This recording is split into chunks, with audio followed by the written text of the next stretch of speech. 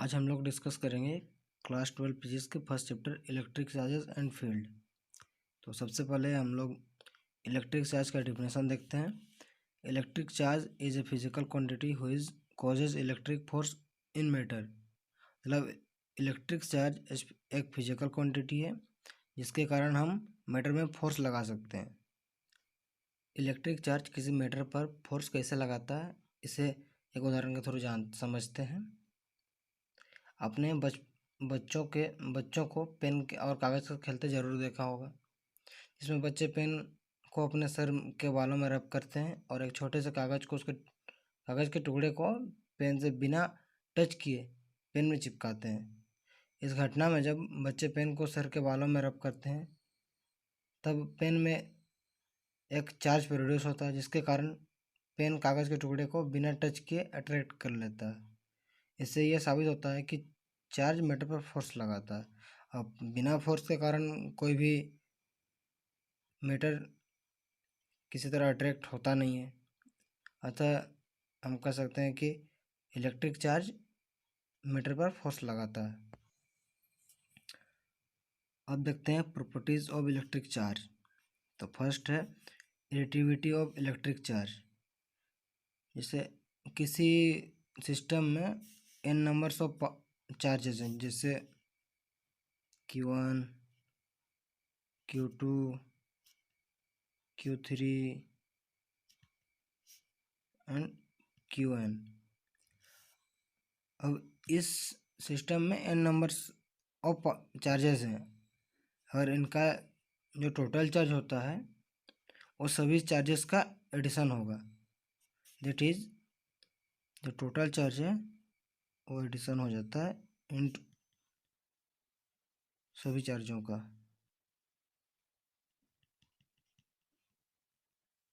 That is total charge Q equal to Q1 plus Q2 plus Q3 and Qn। अब देखते हैं second properties, conservation of electric charge. यानी कि किसी isolated system का जो टोटल चार्ज होता है वो ऑलवेज कंजर्व्ड होता है।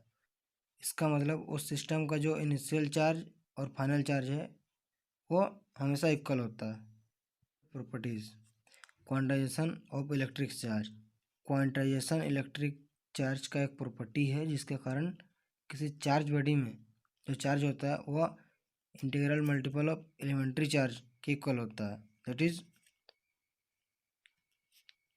Q equal to N E. इसमें जहाँ n 1 2 3 कुछ भी हो सकता है और जो E है वो एलिमेंट्री चार्ज है equal to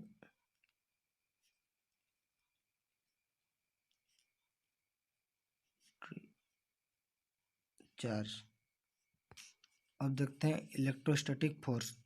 the force of attraction और repulsion between two static charge is called electrostatic force. मतलब किसी दो स्टैटिक चार्ज मतलब ऐसा इलेक्ट्रिक चार्ज जो रेस्ट में हो उसे स्टैटिक चार्ज कहते हैं। अब जब दो स्टैटिक चार्ज के बीच अट्रैक्शन और रिपल्सन किसी टाइप का फोर्स हो उसे इलेक्ट्रोस्टैटिक फोर्स कहते हैं। Next point, Coulomb's law.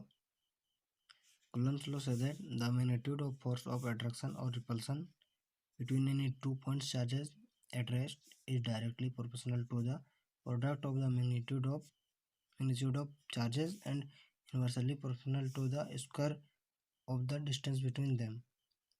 तो कूलम्ब्स लॉ में दो स्टेटमेंट है। पहला कि the magnitude of force of attraction और repulsion between any two point charges it is directly proportional to the product of the magnitude of charges, and second the magnitude of force is inversely proportional to the square of the distance between them। तो सबसे पहले हमें two charges चाहिए, point charges, अब और उनके बीच कुछ distance भी होना चाहिए, वो r है। अब जो फर्स्ट चार्जेस है उसका जो मैग्नीट्यूड है वो Q1 है और सेकंड जो चार्ज है उसका मैग्नीट्यूड Q2 है। अब कूलम्ब्स लॉ के फर्स्ट स्टेटमेंट के अनुसार force is directly proportional to the product of the magnitude of charges, that is AP is directly proportional is Q1 into Q2। इसे फर्स्ट क्वेश्चन मानते हैं। अब कूलम्ब्स लॉ का सेकंड स्टेटमेंट के अनुसार force is inversely proportional to the square of the distance between them, that is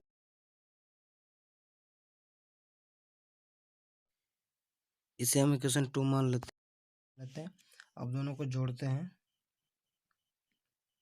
adding both we get, अगर दोनों को जोड़ते हैं तो हमें ये प्राप्त होता है। अब किसी भी प्रोपोर्शनल साइन को हटाने के लिए हम कुछ कांस्टेंट का उपयोग करते हैं, यूज करते हैं, जैसे के Q2 बाई आर स्क्वायर। अब इसी को हम लोग कूलम्ब्स लॉ कहते हैं।